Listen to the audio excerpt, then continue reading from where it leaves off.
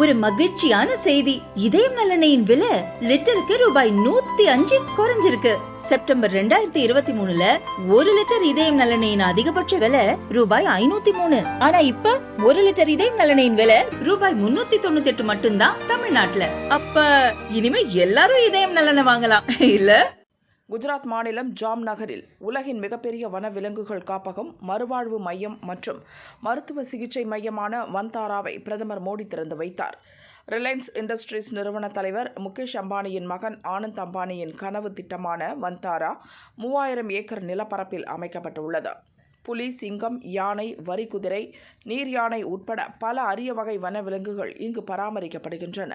வெறும் விலங்குகள் காப்பகமாக மட்டும் இல்லாமல் அவற்றிற்கான மறுவாழ்வு மையமாகவும், விலங்குகளுக்கு ஏற்படும் காயங்கள், உடல் நல குறைபாடுகளுக்கு சிகிச்சை அளிக்கும் மருத்துவ மையமாகவும் வந்தாரா விளங்குகிறது. மனித விலங்கு மோதலால் காயமடையும் விலங்குகளுக்கு இங்கு சிகிச்சை அளிக்கப்பட்டு அவை சுதந்திரமாக வாழ வழிவகை செய்யப்பட்டுள்ளது.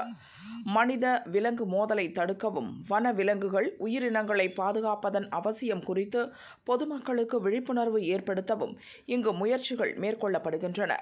2000க்கும் மேற்பட்ட விலங்குகள் உள்ள வந்தாராவில் அவற்றை பராமரிக்க கால்நடை மருத்துவர்கள், கம்பவுண்டர்கள் என 2100 பேர் பணியாற்றுகின்றனர்.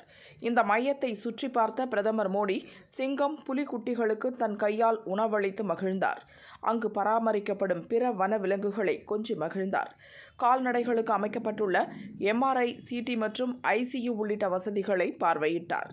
இந்நிகழ்வின் போது முகேஷ் அம்பானி, அவரது மனைவி நீடா அம்பானி, மகன் ஆனந்த் அம்பானி, மருமகள் ராதிகா மெர்சன்ட் உள்ளிட்டோர் உடனிருந்தனர்.